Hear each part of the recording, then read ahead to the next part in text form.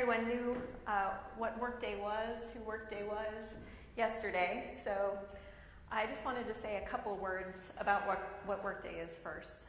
Hopefully you had a chance to go visit Carla at our booth and see Workday in action. But if you didn't, Workday is the enterprise cloud for HR and finance. We built Workday from scratch starting 9 years ago, focusing on the changing needs of the largest, most complex organizations in the world and the most mediumist organizations in the world as well. Really focusing on the fact that change is inevitable. Business process changes, reporting need changes, and so on. And so we built a single unified platform upon which we've built a number of applications: core HR, talent, workforce planning and analytics, recruiting, time tracking, payroll, financials, expenses, and so on. And so today we're going to hone in on strategic planning. We thought that would be a good idea based on some of the conversations this morning around big data, around talent science. But do know we have a comprehensive suite of applications. Alrighty, so this is the disclosure. Today we will be showing product. I will be introducing my colleague Carla Kennedy in just a few minutes, who is going to give us a demonstration of Workday. And so keep all of this in mind. What she will be showing is live in the product with a small bit at the end. That's a future. But please keep this in mind as you consider your buying decisions in the future. So people drive our business. We say every day that we need to get the right talent in the right place, the right time, at the right cost, etc. And at the end goal here is really strategic planning. To be proactive about planning the workforce. And we see three key interacting elements of strategic planning that make up strategic planning. First off is workforce planning, where you're establishing demand and then identifying gaps in the supply. Talent management, where you're establishing pools and then building a supply pipeline full of internal and external talent so that you can meet those workforce goals. And then lastly is recruiting, where you're able to go out and proactively source for those long-term needs, as well as quickly fill the short-term gaps. But strategic planning can seem like a bit of an oasis, something that's impossible to achieve, very difficult to achieve, especially when many of us are really struggling with the basics, like pulling together a headcount report from a myriad of different systems and spreadsheets and so on. It might take a month to do. Or just trying to get an accurate count on the number of contingent workers within the organization. When we're struggling with those kinds of basics, strategic planning seems like an impossible dream. But with Workday, our customers find that they're able to leverage a unified platform to achieve their goals. And the unified platform with Workday brings together your data from across the globe, your analytics and reporting, and the actions that you take all in one place, all in one easy-to-use system. But how are they actually accomplishing strategic planning? How is this process working? Well, we see a natural trajectory here. So when our customers first go live, they make exclamations, around the basics. They say, well, gosh, we thought we had 1,200 contingent workers, but it turns out we have 8,000. Wow, it's degrees of difference. Or they're just delighted that instead of spending a month to put together manually a headcount report and distribute it via email, now they have that headcount report accessible in real time, at any time, on any device, and for anyone in the organization, at the highest levels to the line manager. The first step is really just about getting a current state analysis. How are we doing? The next step starts to get more interesting because it's about how are we really doing? Starting to put a plan and starting to put targets into place and seeing how are we staffing against the plan? Are we on target, or are we at risk of overstaffing? Are we at risk of understaffing? Is there a possibility that we're not going to meet our sales targets because we're so understaffed? If so, perhaps we need to start being more aggressive with our recruiting process. Remove some approvals, speed things up. Maybe we're at risk of overstaffing and blowing out our budget. Maybe we need to pull back, refuse some requisitions, freeze them. At this point, with everyone on the same page and seeing the same information, with the underlying data, so not just a number in a report, but a number with all of that detailed information behind it, with the credibility that lends. So now your leaders see this credible data and can make better decisions. So now you're kind of at this operational bliss. You're executing, you're humming along. So now's the time to turn a little bit more strategic, to get proactive about the plan. Is the plan actually achievable? We're not just going to execute against it, but can we do it? And what if we model some different assumptions? What if we assume that we can lower the attrition rate through a new program? Can we adjust the supply so that we can meet that gap with demand? Or perhaps we want to put together an internal movement program to redeploy resources in order to meet a gap. What kind of modeling can we do in order to figure that out? That's step 3. And then lastly is the end game. This is where you discover the right plan based on predictive data, where the system is actually making recommendations about what you should do, maybe taking in consideration career progression history and attrition, cost models, as well as outside data like unemployment rates in certain regions and compensation. And perhaps then the system then serves up an opportunity when looking at a new office location. And maybe Edinburgh is a better place than Glasgow, or the opposite. So this is the real end game. But as we look back to the 3 key interacting elements that bring this together, right? In terms of having that data, of having the plan, of having the reporting against the actuals, of being able to do something about it. When we think about these 3 interacting elements, workforce planning, talent, and recruiting, they have not historically been built together. They've been built in silos. And that has meant it's been impossible to achieve the dream, to achieve the promise of strategic planning at any level, even at the most basic levels. But at Workday, as I mentioned before, we do things differently. We've built our platform natively together, not in silos.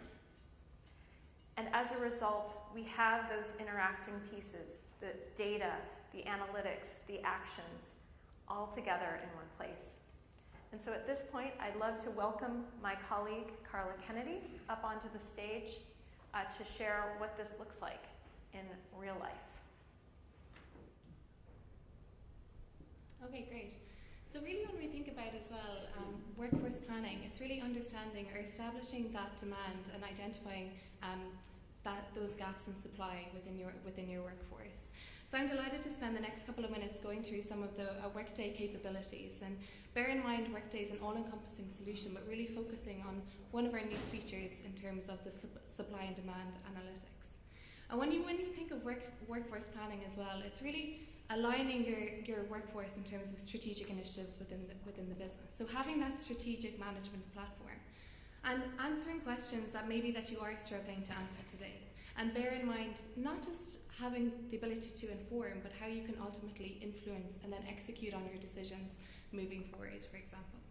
So taking a look here I'm logged in as Logan McNeil. So this is in terms of a HR perspective. So logging in as a business user through a mobile device, and again, how I can drill into things around my inbox, for example.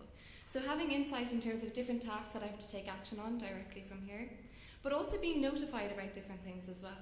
So understanding about where thresholds have been met, but also notifying me about what I need to do next. So things around contingent workers' contracts that are expiring soon. What exactly do you want to go ahead and do next? So the options that you have.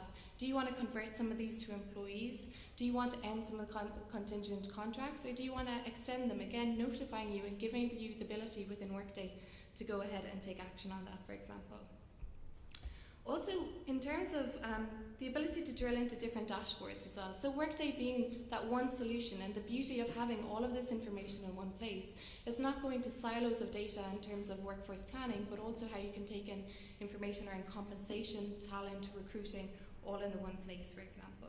Or even labour cost analysis, so how we can drill into this around cost analysis and understand, by drilling into this report, how much are my workers costing me? How much are my contingent workers costing me versus my permanent employees? How much are my contingent workers costing me in a certain location? How much overtime are we paying across the organisations, for example? Giving you that insight as a leader to execute on your decisions moving forward as well.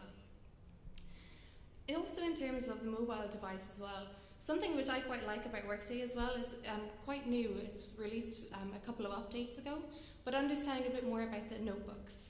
And in terms of the notebooks within Workday is how you can collaborate with workers within your organisation and also push that information out to other users.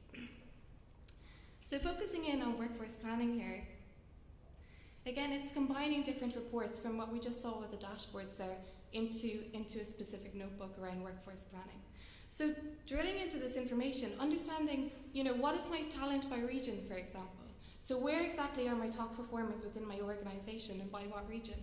Who are those people that need improvement, and how can we go about improving that, for example? Also scrolling across, tying in different information around hires and terminations.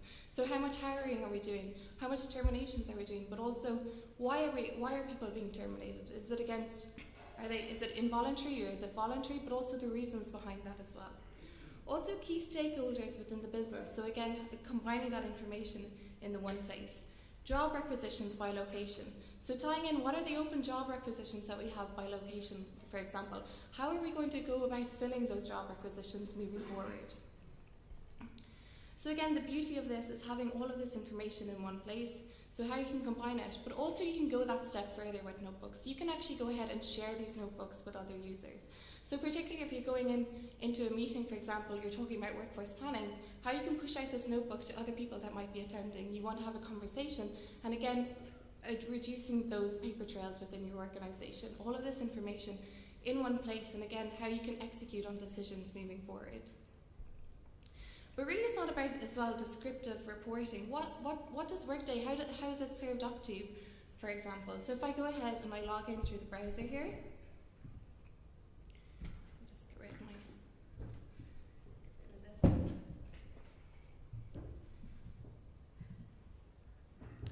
So again, understanding about workforce planning. So here's a report understanding what the headcount plans to actuals is, for example. So this is not easy to do in real life in terms of having different systems, difficult to aggregate this information in terms of your headcount plans, for example. With Workday, we give you the ability to determine how exactly you're going to go about doing this. So you can determine the dimensions and exactly what you want to include in this, for example. So what headcount actuals, what headcount activity do you actually want to include in terms of your headcount plans? But also about organisations as well. So what type of organisation do you want to include in your headcounts? Is it supervisory organisations? Is it cost centres? Is it custom organisations, for example? Again, all of this available to you for you to determine. And as we know as well, every business is different. Everyone requires different things as well. With Workday, it enables you to really go as granular as much as you want in terms of your headcount plans, for example. But taking a look at something which is quite new to Workday around the supply and demand analytics.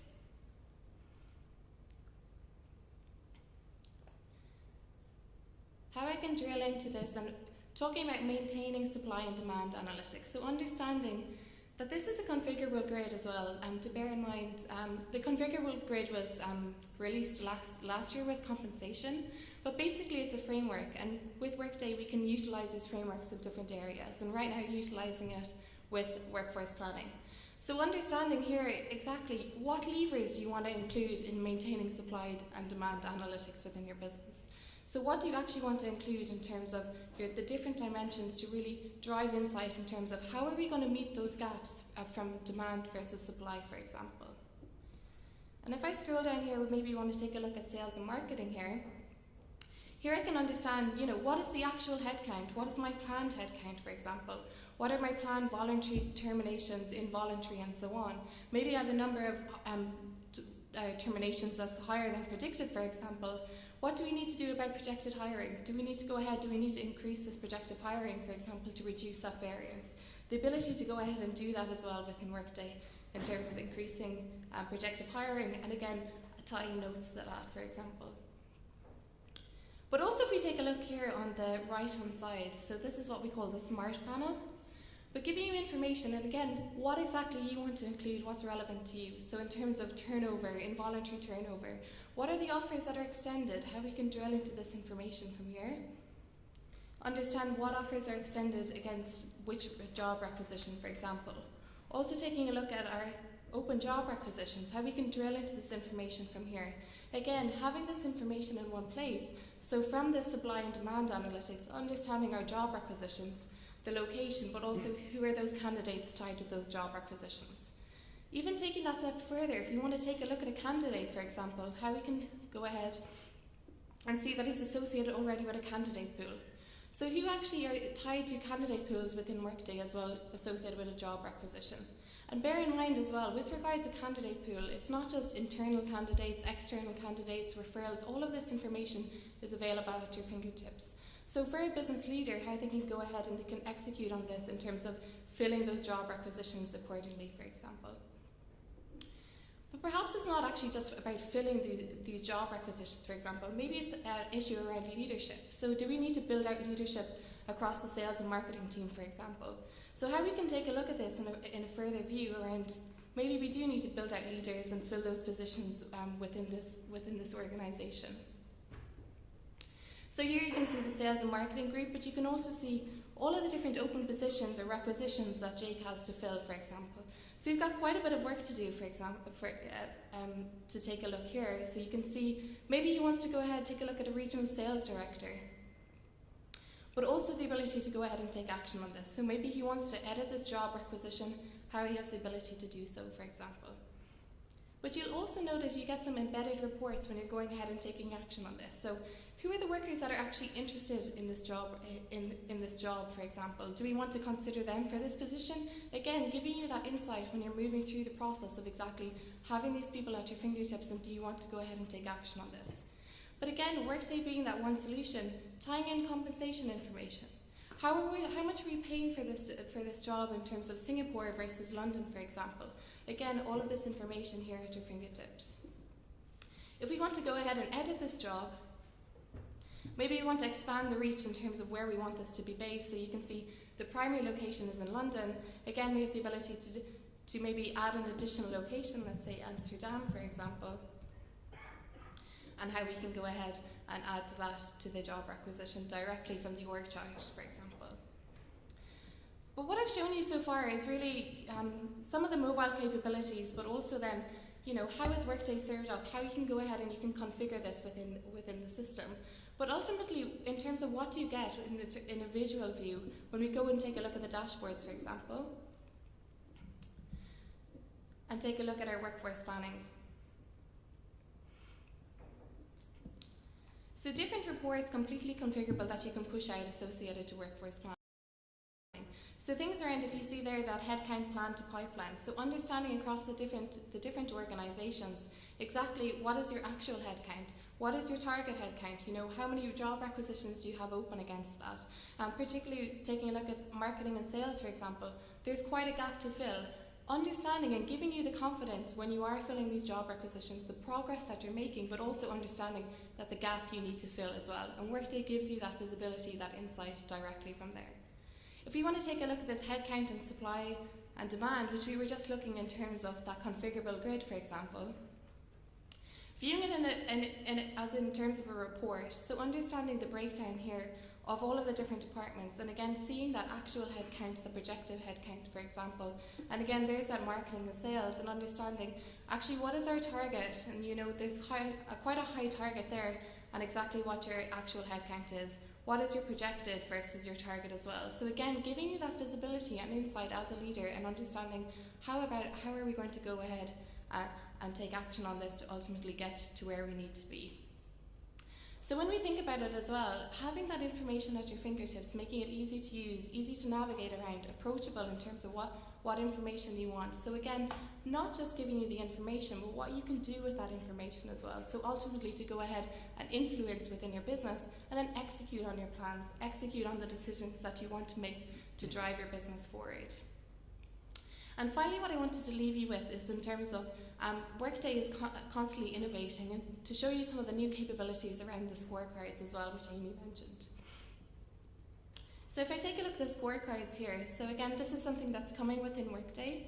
The ability to understand and break down, in terms of workforce, in terms of turnover, diversity, your financial health, how you can include them in terms of scorecards, for example. So if we take a look at these metrics here around workforce, so you can see headcount, what the status is against that, the actual versus target, but also taking a look at contingent workers, and bear in mind Workday focusing not just on permanent employees, but how you can tie in all of your contingent workers directly within Workday as well.